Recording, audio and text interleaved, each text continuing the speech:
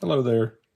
This is a 200-pound glycerin-filled gauge, and I really like this. It's a 2.5 inch or so across the face. It's real easy to read, and it's got the stem on the back, so you can mount it.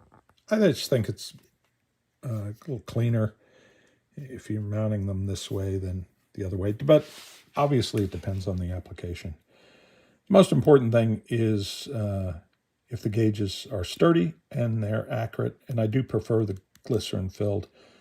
I have an air system in my garage, and so when I get a new gauge, the first thing I do is I compare it against my system, because what I'm really concerned about is relative accuracy, not absolute accuracy.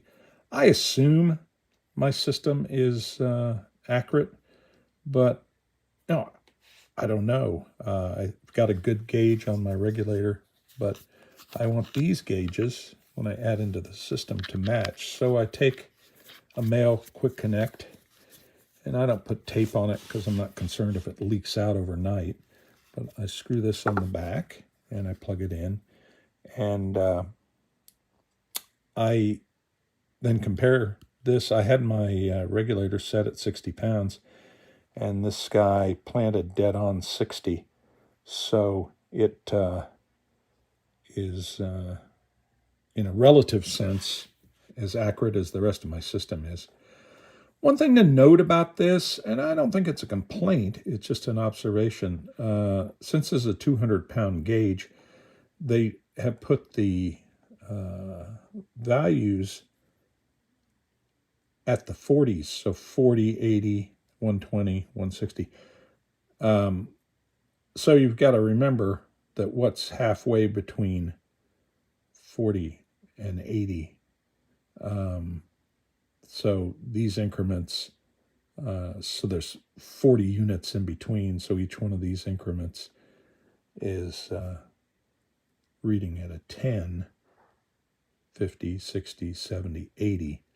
So if you want 50 pounds, it's one tick above 40, which is a little weird. They could have put the in-betweens in there, or ran these on 20s. But I suspect, since this is a foreign gauge, they were more biased toward the readings in kilobars, and who cares about that? But anyway, it's no deal killer or anything. It's a good gauge, but it's just something to keep in mind. This is large gauge. It's easy to see, and just as long as you keep that in mind about the units, it's easy to read. So anyway, good gauge. It'll do good service for you. So enjoy. Cheers.